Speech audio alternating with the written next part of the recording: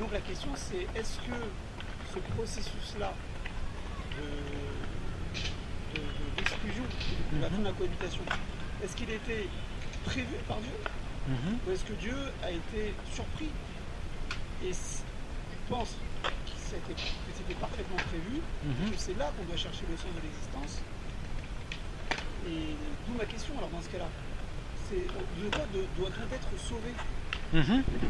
Alors c'est une bonne question, je vais juste fragmenter un petit peu le son parce que je ne sais pas si on a bien entendu le monsieur qui a posé une très bonne question.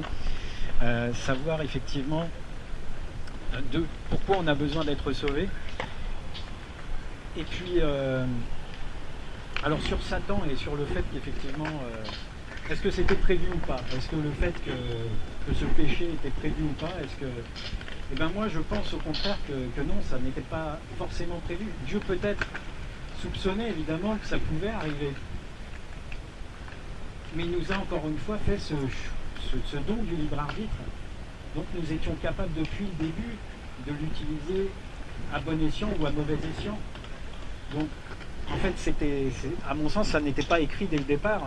Il aurait pu s'avérer que dans le jardin d'Éden, on refuse d'écouter Satan et qu'on ne succombe pas au désir et à l'envie d'essayer quelque chose de transgressif. Et à ce moment-là, peut-être que l'histoire aurait été différente. Non, je pense que ce cadeau qu'il nous a fait, c'était cette possibilité de choisir, quoi. Et je ne pense pas que...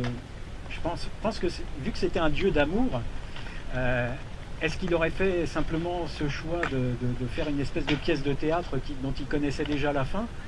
Non, je pense qu'il nous a vraiment laissé ce cadeau et ce choix. Et après, savoir de quoi on a besoin, enfin, pourquoi on aurait besoin d'être sauvé. Simplement, savoir si on n'est pas avec Dieu, en fait. Si on n'est pas avec Dieu, on est contre Dieu, simplement. Il n'y a pas d'entre-deux. Dieu est saint, et pour le rejoindre après la mort, il n'y a pas beaucoup de chemin, en fait. Nous, on n'est plus capable d'atteindre ces standards de sainteté, puisqu'on pêche tous les jours, on pêche en pensée, on pêche en acte, on est capable de mentir, on est capable de tromper, on est capable de faire des choses mauvaises. Donc de toute façon, quelle que soit notre attitude, on est voué à ne pas rejoindre Dieu. Et si on ne rejoint pas Dieu, alors à la mort, ce qui nous attend, c'est simplement les ténèbres, et c'est simplement l'enfer, et c'est simplement Satan.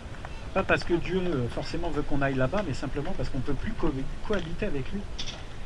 Et c'est tout l'intérêt d'avoir envoyé son Fils Jésus-Christ sur la croix, c'est-à-dire de faire en sorte qu'il soit notre avocat, c'est-à-dire que c'est lui qui s'est proposé de mourir pour les péchés de chacun, individuellement.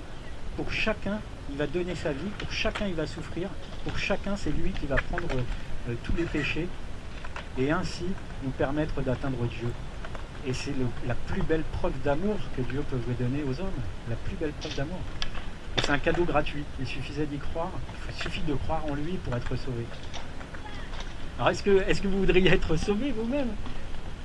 Moi, pour revenir à mon propos initial, là où je m'écarterais de votre lecture, c'est quand vous dites au départ qu'il n'avait peut-être pas prévu ça.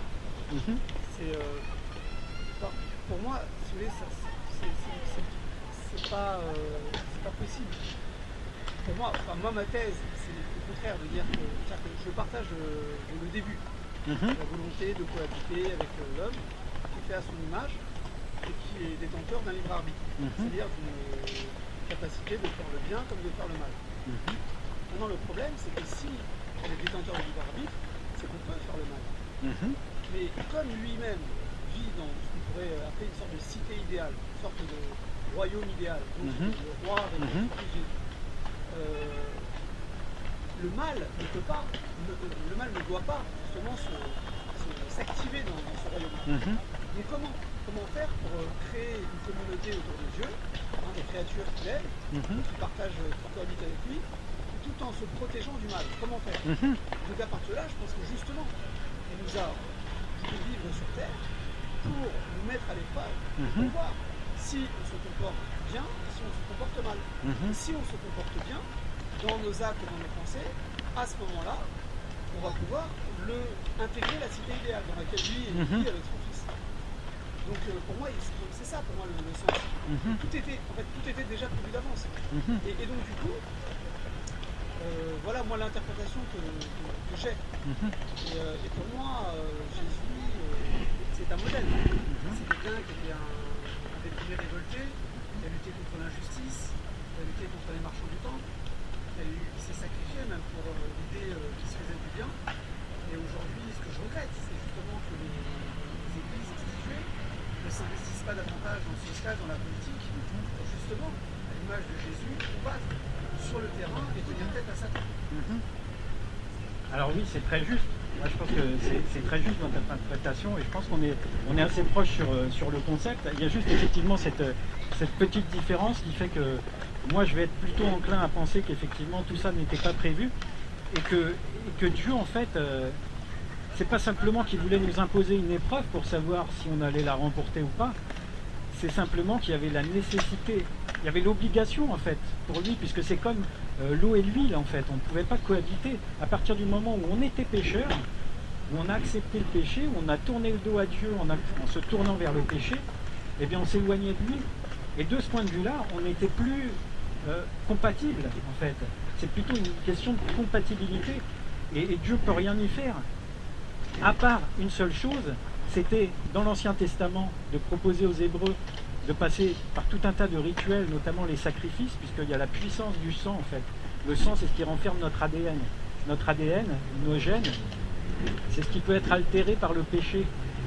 Et pour retourner et pour permettre aux hommes d'atteindre Dieu, c'est un processus dont je ne pourrais pas vous expliquer le détail, mais en tout cas, il fallait passer par un sang innocent. Il fallait qu'il y ait un sang innocent qui couvre les péchés.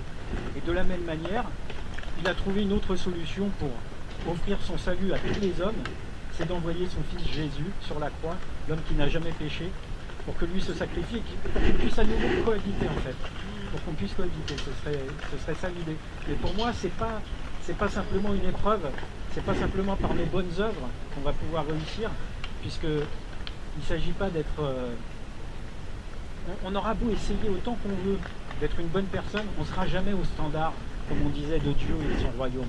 On ne sera jamais au niveau de sainteté pour atteindre ce niveau, même en faisant des bonnes actions. C'est pas ça qui va nous changer fondamentalement. La seule chose qu'il nous fallait, c'était un intermédiaire, c'était un médiateur entre nous et Dieu, c'était un passage, c'était un pont, et ce pont, c'est devenu Jésus-Christ avec son sacrifice. C'est l'interprétation, effectivement, qu'on pourrait faire de l'Évangile, en tout cas. Voilà. Quelque chose à ajouter? Oui, voilà, je montrais un deuxième point de vue différent. Quand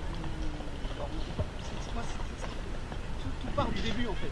L'histoire où vous dites au départ, on aurait été conçu pour cohabiter avec lui. Et ensuite, suite à la faute et au péché, on se serait de façon irrémédiable et irrévocable détaché de toute possibilité même de cohabitation. Là, je vois encore un élément tout à fait surprenant. Comment est-ce qu'un Dieu bon, tout-puissant, créateur, omniscient, omnipotent, pourrait avoir commis cette double erreur? Non seulement il aurait mis en place un processus dans lequel une évolution possible n'aurait pas été prévue, et en plus, comment il aurait enclenché ce processus avec un but qui était de formuler une cohabitation, et que ce processus créé aboutisse à une impossibilité de la cohabitation. Vous voyez,